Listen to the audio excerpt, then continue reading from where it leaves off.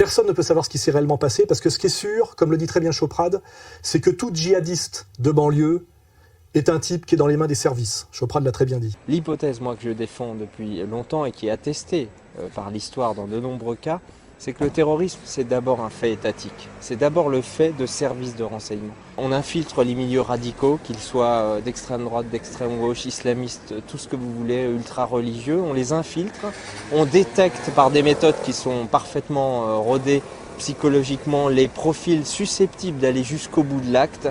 On canalise l'énergie de ces gens-là, on les amène jusqu'à la réalisation des attentats en les orientant. Que ce soit Al-Qaïda, etc.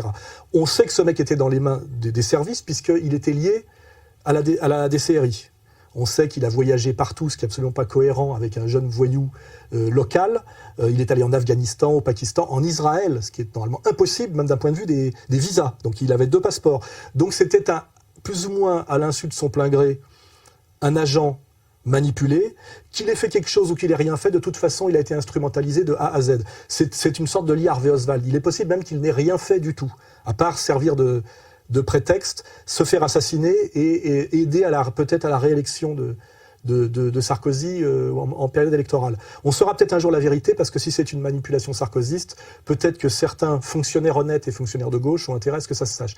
Mais l'affaire Mera pue de A à Z. Donc au mieux, taisons-nous sur l'affaire Mera, mais n'accréditons pas la thèse d'un jeune djihadiste représentatif des jeunes de banlieue dont le but était d'assassiner des enfants à la sortie des écoles et qui aurait été un électron libre. C'est absolument faux. Il est évident que cette affaire pue de A à Z. Il était entièrement manipulé par les services, une fois de plus pour diaboliser les musulmans, manipulé toujours dans le même sens et pour les mêmes. Et de façon, au niveau des...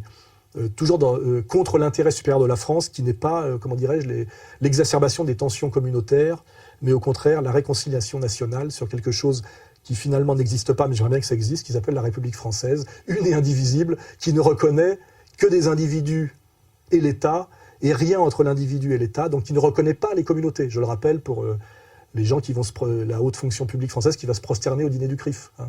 Tout ça n'existe pas normalement dans la Constitution française. C'est contraire à la Constitution française, je le rappelle. Donc la fin de la digression sur Mera.